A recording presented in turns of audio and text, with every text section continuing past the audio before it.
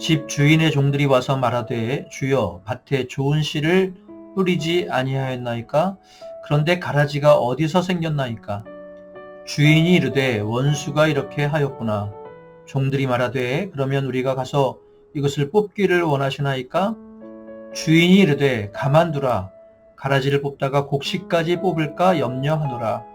둘 다 추수 때까지 함께 자라게 두라. 추수 때에 내가 추수꾼들에게 말하기를 가라지는 먼저 거두어 불사르게 단으로 묶고 곡식은 모아 내 곡간에 넣으라 하리라. 아멘. 알곡에만 집중해도 시간이 부족합니다. 라는 제목입니다. 예수님은요, 앞서 네 종류의 밭의 비유를 말씀하시고 그 비유가 의미한 바를 해석해 주시죠.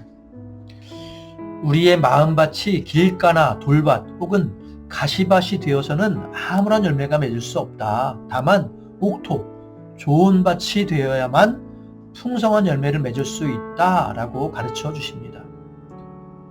즉 사람의 마음밭에 대해서 말씀하시는 거예요. 사람의 마음밭이 다 같을 수 없고 좋은 밭도 있고 나쁜 밭도 있다라는 의미로 이해할 수 있죠.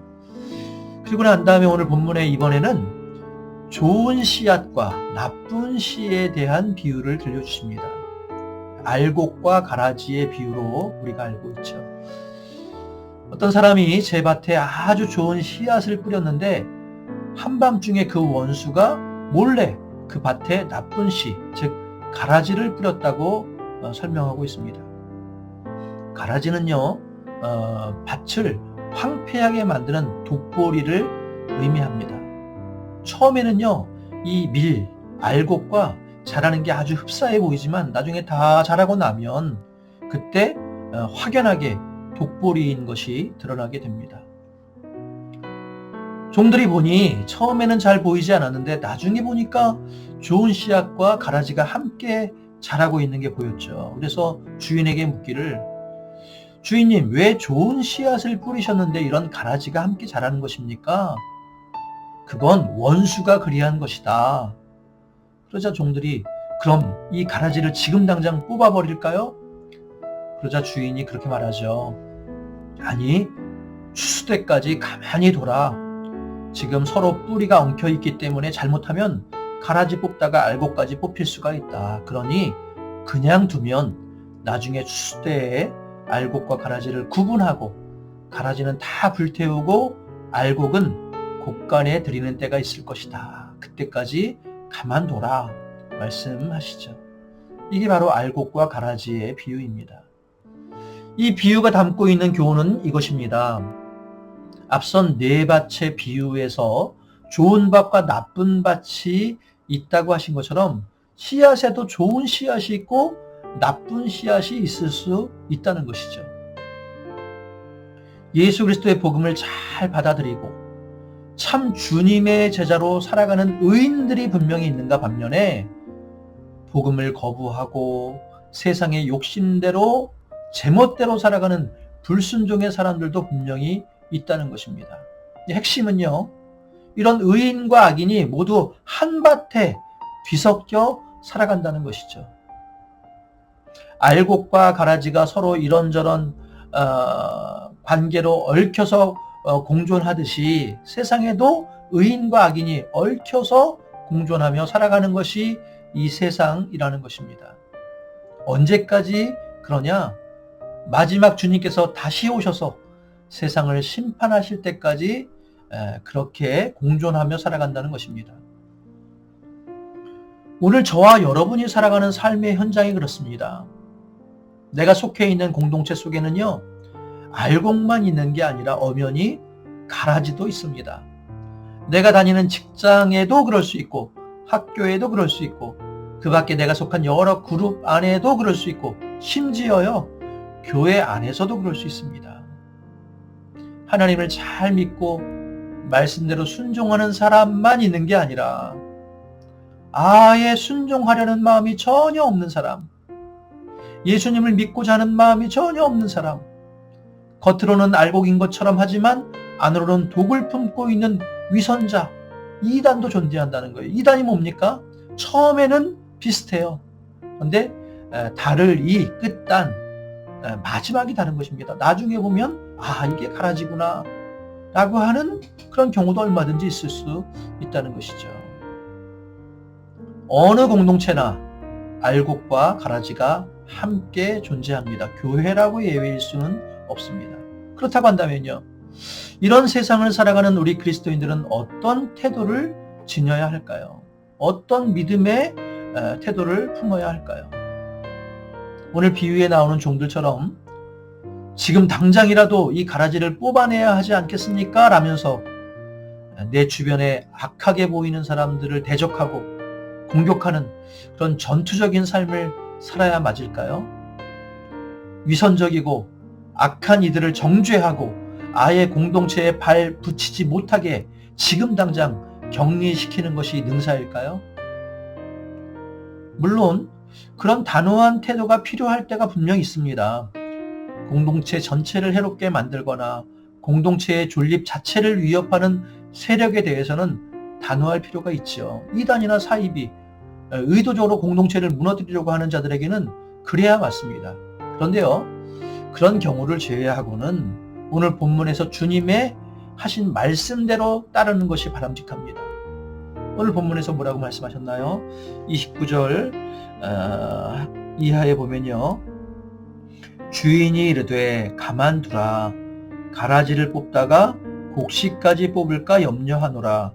둘 다 추수 때까지 함께 자라게 두라 라고 말씀하셨죠.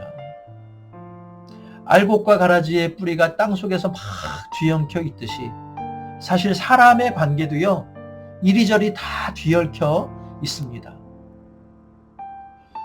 좋은 사람이라고 해서 좋은 사람과만 연결된 것도 아니고요, 악인이라고 해서 나쁜 사람하고만 연결된 것도 아닙니다. 그러니 가라지를 뽑을 때 알곡까지 따라 나오듯 악인을 배격하고 격리한다고 할 때 그와 연결된 의인까지도 상처를 입고 실족할 가능성이 얼마든지 있다는 거예요. 그러기에 주님은 가만두어라, 지금은 가만두어라 말씀하시는 것입니다.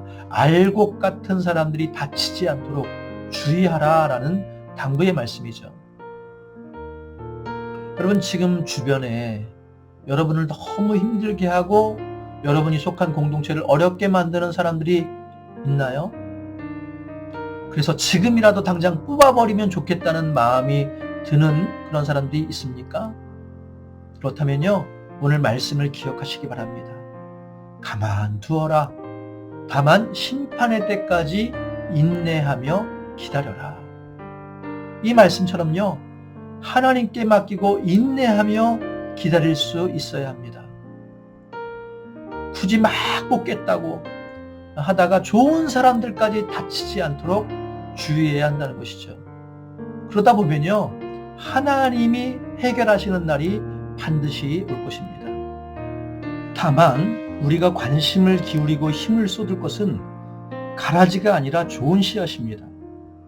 우리 주변에 가라지보다 좋은 씨앗의 사람들이 훨씬 더 많습니다. 내가 만나는 사람 중에 내가 조금만 잘 이끌어주고 기도해주고 관심을 쏟으면요, 알곡으로 자랄 사람들이 얼마든지 많이 있다는 것이죠. 사실 그런 사람들을 돕고 교제하고 동역하며 좋은 관계를 맺으며 살아가는데도 시간이 빠듯합니다. 그들에게 쓸 에너지도 모자란다는 거예요. 그러니 굳이 가라지로 인해서 속 끓이며 시간과 에너지를 소모할 필요가 전혀 없습니다. 하나님께서 가만두라고 한 사람들까지 간섭하며 괴로워할 필요가 없다는 것이죠. 사랑하는 성도 여러분, 우리에게 허락된 시간과 에너지는 제한되어 있습니다. 그것을 어느 곳에 쓸지를 잘 선택하는 것이 지혜입니다.